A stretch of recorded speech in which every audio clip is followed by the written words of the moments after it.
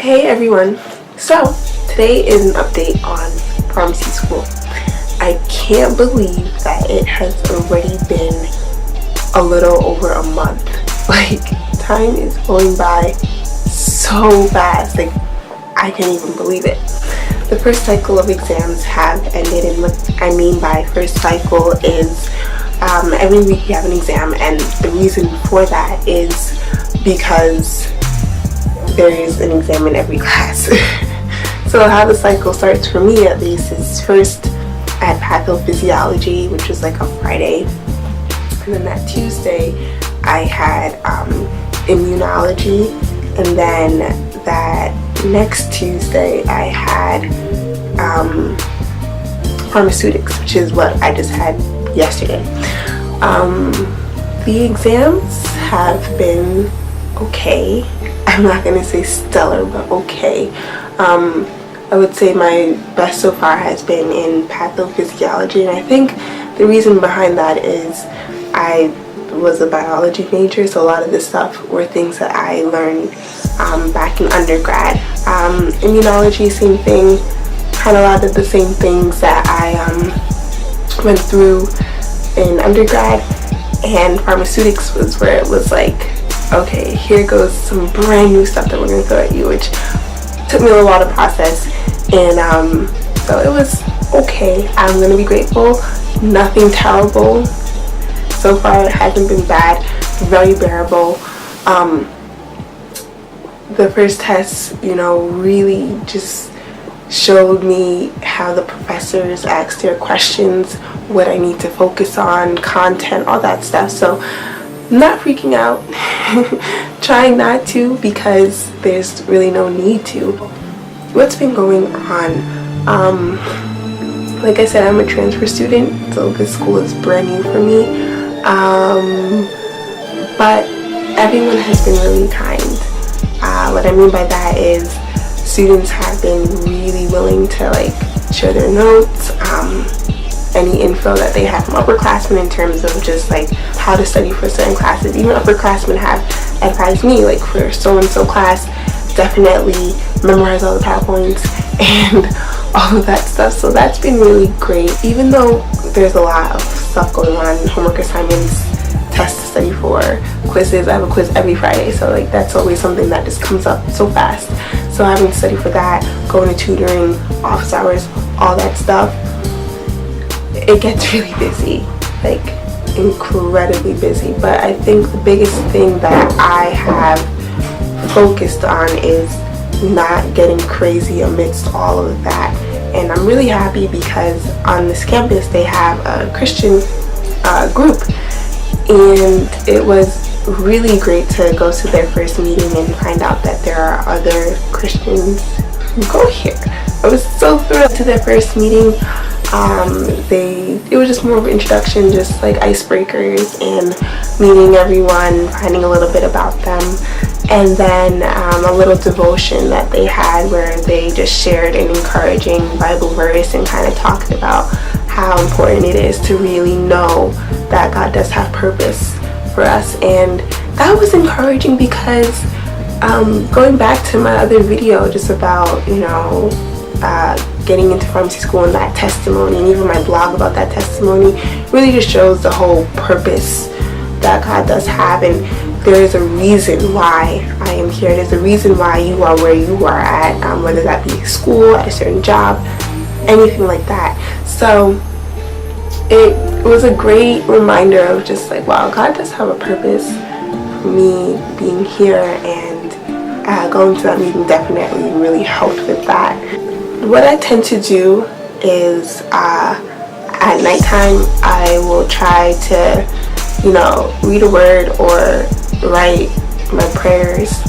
How that works is I'll be in my bed on my phone, of course, and instead of going on social media or something like that, I would open my notes app and write out my prayer, because sometimes I don't really want to journal and write it out, but I will actually just write it on my phone. I do that sometimes either at night or when I wake up in the morning. It really is up to you, whenever you just feel like you just need to have some time with God and I know big thing for me last night, I was just like, okay, Nancy, you haven't really spent some time with God. And so I really just got my journal and started writing and just talking to God and just, letting him know what's going on, even though he sees and hears all and knows all. But he likes when we talk to him too. When you really are passionate about something, you will find a way to do it. If you really want to begin to feel that joy and peace that only God can give you, then find the time to do it. I know that sometimes it might seem long or extra, and it might be like, I don't really feel like taking time out to pray or taking time out to talk to God. But you take the time out to watch that favorite TV show of yours, or stay on Facebook for like 3 hours, Facebook amongst Instagram and Snapchat and all that stuff. And it's like, but you couldn't even spend like 10-15 minutes with God. And that's something that I really struggle with sometimes, of just like, oh, I don't have time. But it's like, you have time because you are on social media, Danicia, and it's like, that's true. So that's really how I've been trying to, have my schedule work around spending time with God, not the other way around. Really trying to pray more, read more, and just have that time with God. You'll begin to realize that he has so much that he wants to share, but he can't really do that when we're not reaching out to him. So spend time with God. One thing that really helps me to do that is on my phone. Sometimes I set my lock screen to like a Bible verse or just an encouraging word to kind of just remind me, like, when picking up my phone, I see that, I'm like, did I spend some time with God? So I'll show you guys what I have on my phone right now.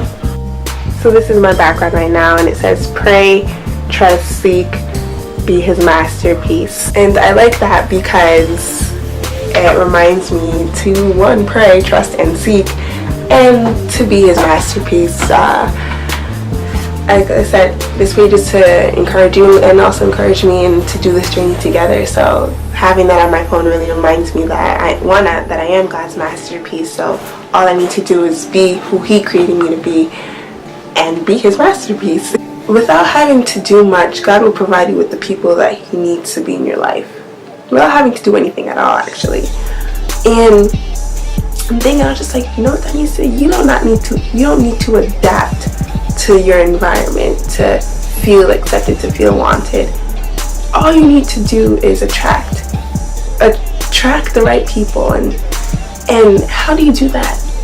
You be who you are, and for me, that's being a child of God.